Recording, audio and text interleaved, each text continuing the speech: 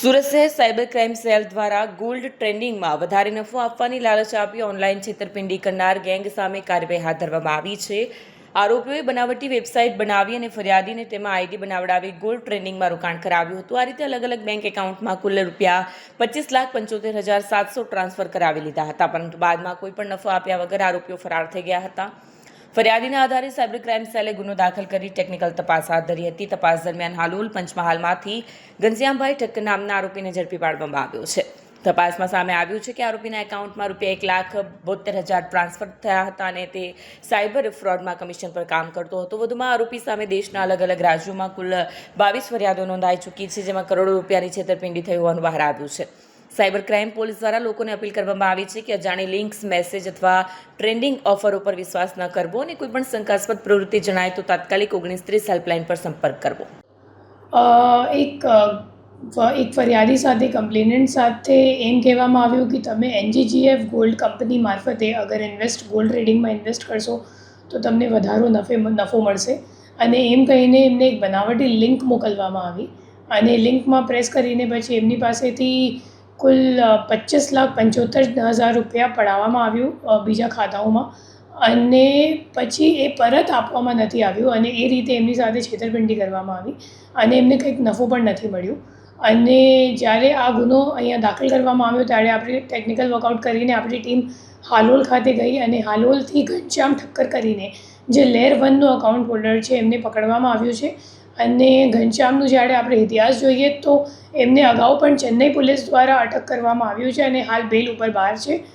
અને ઘનશ્યામ અગાઉ plastic company ચલાવતો હતો અને પછી ધંધો મંદો પડી ગયું અને ખાતો એમનો ચાલતો નહોતો, તો પછી ભાડા આપવાનું એમને શરૂ કર્યું અને એમના જે ખાતો છે એમના ટોટલ 22 NCCRP કમ્પ્લેન્ટ્સ નોંધાયેલ છે આખા ઇન્ડિયામાં, અને તમામ NCCRP કમ્પ્લેન્ટ્સનો આપણો ફ્રોડનો આંકડો જોઈએ તો 8.5 કરોડ જેટલાનું ફ્રોડ છે. એ ભાઈએ પોતે જે એમનું અકાઉન્ટ છે એ કિટ લઈને વૃંદાવન ખાતે રૂબરૂ ગયું અને જે નાસ્તા ફરતા આરોપીઓ છે એમને ત્યાં આપીને આવ્યું અને એના માટે એમને 1,20,000 જેટલાની કમિશન મળી છે. આરોપીનો અભ્યાસ કેટલો છે? એ BCom પાસ્ડ આઉટ છે પણ હાલ બેરોજગાર જેવું છે, તો એટલે આ ધંધામાં પડી ગયું છે. આમાં ટોટલ કેટલા જણા છે અને કઈ રીતનું આગળ જે તપાસ છે એ યુપી, વૃંદાવન અથવા તો દિલ્હી સુધી જશે, કેમ કે આરોપીને હાવ ચોક્કસ સરનામું કે પૂરું નામ નથી ખબર.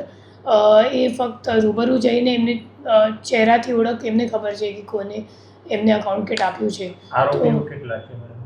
હાલ 2 નાસ્તા ફરતા આરોપીઓ છે આપણી સામે. ઓકે, અને ફરિયાદી છે એ શું કરે છે? એનું બેકગ્રાઉન્ડ શું છે? એ ધંધો કરે છે. શાનો? ટાર્ગેટ કોને કઈ રીતે કરતા હતા? અને આપણે એકચ્યુઅલી જ્યારે સર્ચ કરીએ ને તો એ લોકોને આપણું ડેટા મળી જાય છે. તમે જે રીતે સર્ચ કરો તો તમે અગર ગોલ્ડ માઇનિંગ કે ગોલ્ડ ટ્રેડિંગ, ફોરેક્સ ટ્રેડિંગ આવું બધું ટેલિગ્રામ અથવા તો સોશિયલ મીડિયા પર સર્ચ કરો તો જે લોકો એવી રીલ ચલાવતા હોય કે એડવર્ટિઝમેન્ટ ચલાવતા હોય તો એમને તમારો ડેટા મળી જાય. પછી એ લોકો સામેથી કોલ કરીને એમને જણાવે કે હું આ કંપનીથી વાત કરું છું અને આમાં મારા કંપની દ્વારા તમે અગર ગોલ્ડમાં ટ્રેડિંગ કરશો તો તમને વધારે નફો મળશે. તો એમ કહીને લાલચમાં આવીને જે વિક્ટિમ હોય તો એ લોકો પછી ફસી જાય, એમને પૈસા ટ્રાન્સફર કરી દે. શું કહેશો, લોકોને કેવી રીતે અપીલ કરશો? હું બધાને અપીલ કરીશ કે તમે અગર જ્યારે કોઈ પણ અગર ટ્રેડિંગ કે ઇન્વેસ્ટમેન્ટ તમારે કરવાનું હોય તો સેબી સર્ટિફાઈડ જે બ્રોકર્સ હોય એમને દ્વારા જ કરવાનું, અથવા તો તમારા બેંકમાં ડીમેટ અકાઉન્ટ ખોલાવીને એવી રીતે કરવાનું, કેમ કે એ લોકો જે સોશિયલ મીડિયા મારફતે તમને કોલ કરે અને જેમનું તમને કોઈ ઓળખ ના હોય તો એવા લોકો પર વિશ્વાસ નથી કરવાનું, કેમ કે ખરેખર એ લોકો છેતરપિંડી જ કરે છે.